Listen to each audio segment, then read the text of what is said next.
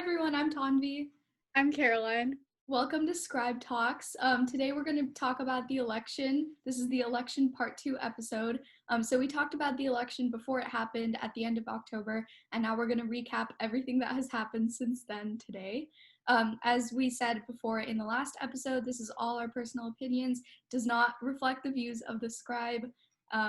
Yeah, let's get started. So we'll just start with like the basics of what went down during the election. So as it stands now, the vote tally is 306 to 236 in Biden's favor in the Electoral College, and he also leads by around 6 million votes in the popular vote. He also managed to flip Arizona, Wisconsin, Michigan, Pennsylvania, and Georgia to blue states. Yeah, so it seems pretty ironic because Trump won by that margin in the Electoral College last time as well. And this election, there was an unprecedented amount of votes, and Biden got the most amount of votes for a presidential candidate in history, and then Trump is second to that. So more people went out and voted than ever in like any election, which is pretty cool considering we're all inside. And majority, well, not majority, a lot of the ballots that were sent in were by Dropbox or by mail. Speaking of mail-in ballots, that is actually what has allowed Trump to make a lot of claims of voter fraud in many of the states that Biden has managed to flip, and in many of the battleground states. He has filed at least 46 claims. 28 have been denied so far. And this is being recorded on the 3rd. Probably a lot of suits will be filed by the time this is published. So yes, just watch out for that. Yeah, in Michigan alone, there were 6 suits filed, and all of those 6 were dismissed. So there's been quite a few lawsuits, and judges pretty much say that there's no basis behind these claims and that he's trying to flip an election, which cannot be flipped at this point. Many of the claims, I think, are on the basis that Republican poll watchers were not allowed into buildings, which is not true. I remember one case, I can't remember what state it was, but there was a Republican lawyer saying, well, we didn't have any poll watchers in the room. And the judge said, okay, well, is that factual? And the lawyer was like, well, no, it's not. We actually did have poll watchers in the room. And the judge is like, okay, why are you here then? Yeah, they're just making, at this point, they're just making up claims. Yeah, they're kind of grasping at straws for this one. Yeah, also a lot of the ballot counters are being recorded too. Like it's you can literally go, you could have gone and watched them live. Like there was full transparency in a lot of states, especially the battleground states that he's claiming that there was fraud in.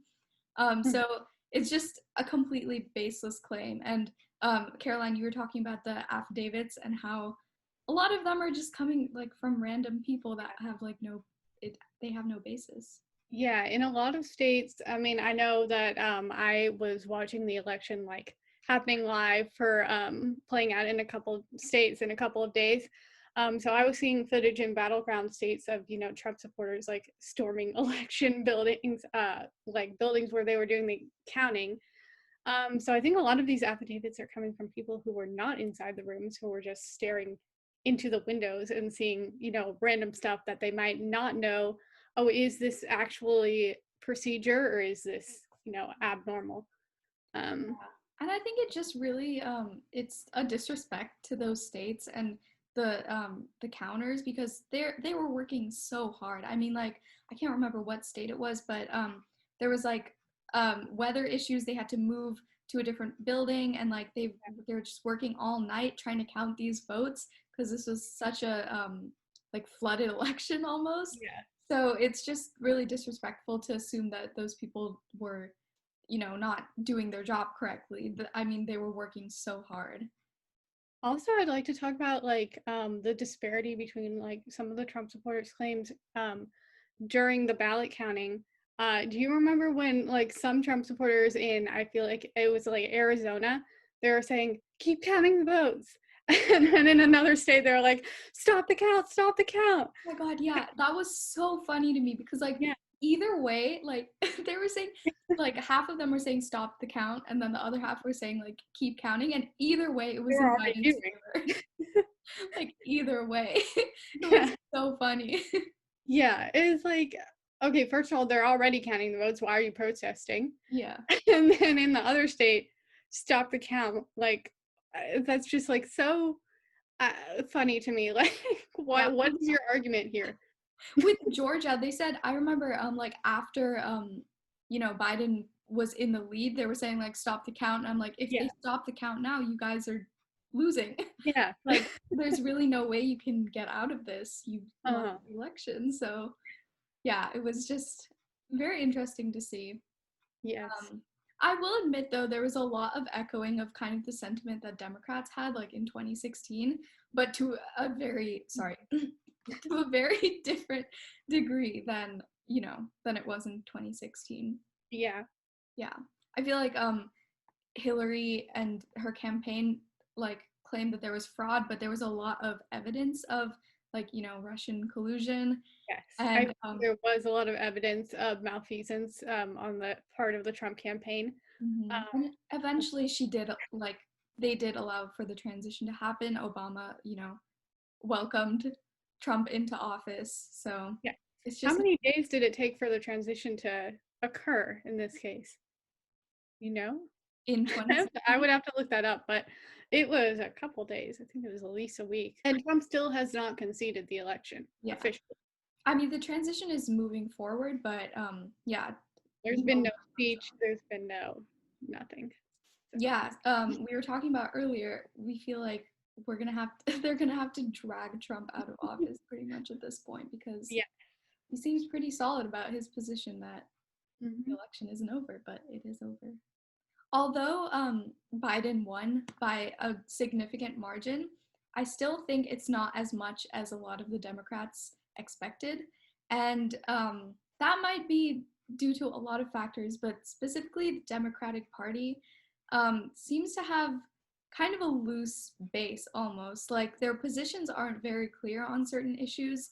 And you can definitely see there wasn't as much of a blue wave as anticipated.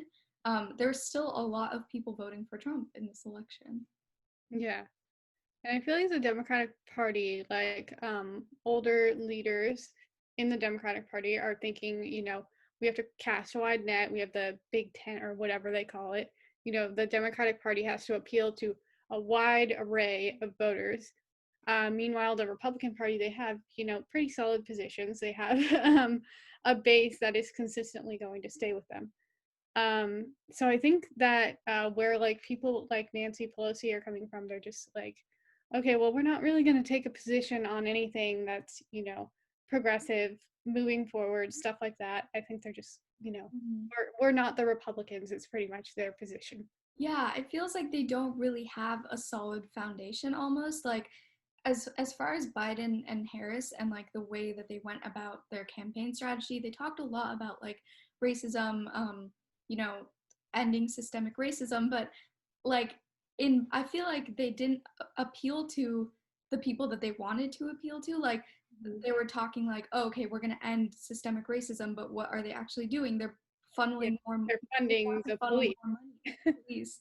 And like that's not helping the leftists who want to defund the police. It's not helping the Black community. And obviously people on the right don't seem to really care about that issue. So if Mhm. anything, it's just missing the mark and kind of going over people's heads. And that seems to be the pattern with the Democratic Party.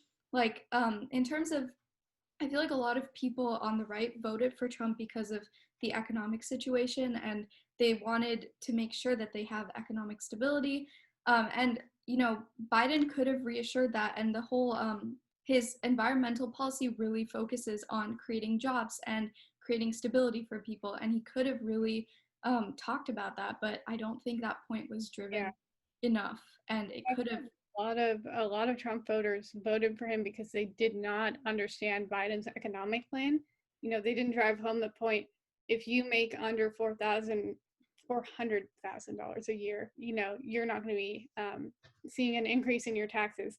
I Mhm. feel like they need to, emphasize that because I feel like a lot of people that I've talked to, they're like, well, Biden's gonna hike up our taxes. You know what? No, I don't think you're making that much money, so you don't need to worry. Yeah, it really is like, yeah, I think there was an issue with messaging in general. And of course, a lot of that has to do with what the Republican Party would constantly say about Democrats Yeah. is like, you know, they called Kamala Harris literally the top cop, Yeah. um, a radical socialist, which is just not true. It's Yeah. literally not true. So I don't know. It's just, I think we've just gone to this very polarizing point, and moderates trying to appease everyone, it just isn't really working at this point. Yeah. I feel like the Democratic Party, like in terms of what Biden and Harris were doing, like in terms of Black Lives Matter, they were kind of just like appealing to, like white suburban voters by saying like, oh, well, you know what, we're just going to smooth it all over. You know what, we're going to, fund the police, make community relations better, not really saying how they were going to do that. Yeah. So everyone who just wanted to, feel a little bit better about supporting Black Lives Matter, but not really supporting Black Lives Matter. They were just like, Yeah, okay, it's a well, very much like take a step back kind of a yeah, position, which it's not the kind of time where you take a position like that. You really need to take action if you want to help these communities. Yeah, I just think they really missed the mark with the way they could have campaigned, and that just leads me to think that I feel like Biden got the amount of votes he did mostly because he was saying we're not Trump. yeah. I Yeah, mean, strong messaging. Hey, don't yeah. get me wrong. I mean, yeah, in our opinion, that is strong messaging. And it was definitely to a lot of Americans. Like people were saying, settle for Biden, you know, like if it's not Trump, like we just can't have Trump in office again. And that's why a lot of people Yeah, did vote for Biden. But it really makes you think about what kind of message the Democratic Party is setting forth. yeah. Yeah. I feel like that also carries over into, the House and the Senate races. We saw Democrats actually lose seats in the House. They thought there was going to be a blue wave. There was not. Yes, Uh, they lost 12 House seats. mhm, And these were mostly moderate Democrats. yes.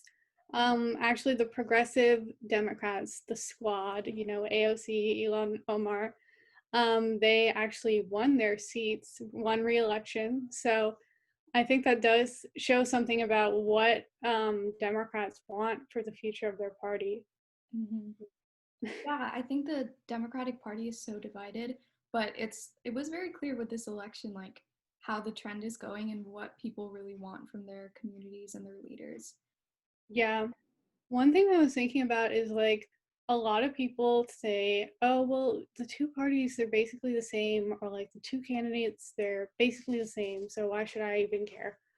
I think that's like this thing with the Democrats being so moderate is really contributing to that. I feel like they need to take some sort of stance. Yeah, Yeah, you might be risking alienating voters, but still, I feel like if you take some sort of stance, a lot of people might be drawn to that mhm. rather than saying, you know what, I hate the two-party system, never mind, not gonna vote, whatever. It makes me think of that Hamilton quote.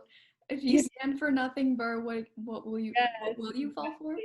What Yeah, would you vote for? Yeah, yeah, literally, if you take no position on anything, like you're not gonna go anywhere, which is, yeah, that's just the reality pretty much. Okay, so speaking of like a lack of a huge blue wave, we can kind of see that with because we're from California, obviously, in the yeah. Wilcox community. The California propositions, everyone thinks that California is super liberal and everything, but so many of the propositions that were backed by, you know, progressives were not passed this year. Yeah, including like Prop 15, which could have like serious repercussions for, our finances in the future. Because, who knows how much funding we're going to get federally. And Yeah, it's really I was honestly really surprised. I think companies are just pouring so much money into the opposition that like it makes people not vote for these things. and Um, I can't remember the Uber Lyft proposition. I can't remember the number, but I think it's uh, 22. yeah, Prop 22. I believe that also, I can't remember. Yeah, You have that to know. passed, and That also passed, yeah. yeah, it takes a lot of protections away from Uber and Lyft drivers. It's really sad to see. Well, at least to me, what propositions got passed or denied this year, especially Prop 15. Like, to me, that was really, it's about, Okay. so it's I basically, don't know what's it makes property taxes on big businesses based on current market value instead of in the past in 1975. So I believe it was Prop 13 had a loophole where companies' property taxes were based on their market value, like in the 1900s, 1975, I believe. So that prop would change it to be based on current market value. So it wouldn't raise taxes necessarily. It would just get more money from those businesses, and it would go directly to schools and communities, which could really help us. And it's not affecting like raising taxes on normal citizens, like everyday citizens. It would be affecting like large corporations, like say Disneyland. They're currently paying, taxes on their market value from like Tanvi says, like the 70s. Yeah. And I think that's fair because Disneyland's a pretty huge corporation. I think they can, shell out the money. Yeah, a lot of the messaging like from the opposition was saying like, oh, they're going to raise taxes, it's going to hurt small businesses, but actually there was tax cuts for small businesses in that proposition. And it's really sad to see how that passed. At least me. I'm very sad about that. And Prop 16, which was keeping affirmative action. Yeah. That's going to have so many negative effects. I'm just not I think happy what about we can see here is that corporations have such a huge effect when they're pouring money into campaigns like this. Like they really can have a negative effect. Yeah, really. On that sad note, Caroline, do you want to introduce our Yeah. So uplifting? Scribe Talks is usually like depressing political talk. So we're introducing like a funny thing once every Scribe Talks. Or like a happy uplifting thing. Yes. So Starting this episode. So we are doing a poll. What do y'all think happened here? Yeah. Okay, we're gonna do like a little journalistic investigation here. I'm gonna say hair dye. See, it looks like it's running off like these bald spots. Wait, can you see the pointer? Yes, I can. Okay. Yeah. Oh, yeah. Actually, that makes sense. And it also looks the same color as his eyebrows. So is he doing an eyebrow filler too? Maybe. Yeah. For anyone who's unfamiliar with this is Rudy Giuliani, Trump's lawyer. Yes. So what was it? When did this happen again? I don't even know. I have no concept of time anymore, man. But I believe it was at a press briefing, and that was just happening while he was really stressed out because of the fraud claims we were discussing earlier, which have no basis in fact, but he was trying to make them sound like they have a basis in fact. So he was really stressed out and his hair dye was coming off. So we want to ask our viewers, what do you think was happening? Was it hair dye? Was it like blood? Because people at first thought it was like blood. Yeah. I could see that, but the color just wouldn't match, Yeah. So we'll add a link for this on our story, and then you guys can vote who you think, what you think this is. Is it hair dye or blood or tar or any? Anyway. Okay, well, that was our fun segment of this podcast. Now we're back to being depressing. Yeah, I hope this was an enlightening recap of the election and everything that went down this month. It felt like much longer election than it actually was, but now everything has settled a little bit. Yeah, a lot has changed since our last podcast. Yes. At the end of October. So yeah. Anyway, that is the end of Scribe Talks Part 2. So you can tell us like if there's any topics you want us to cover, please leave them in the comments or just DM us or something. This has been Scribe Talks. The election part 2. Okay, hope everyone is staying safe at Wilcox, and we'll be back with you for another episode soon. Bye. Bye.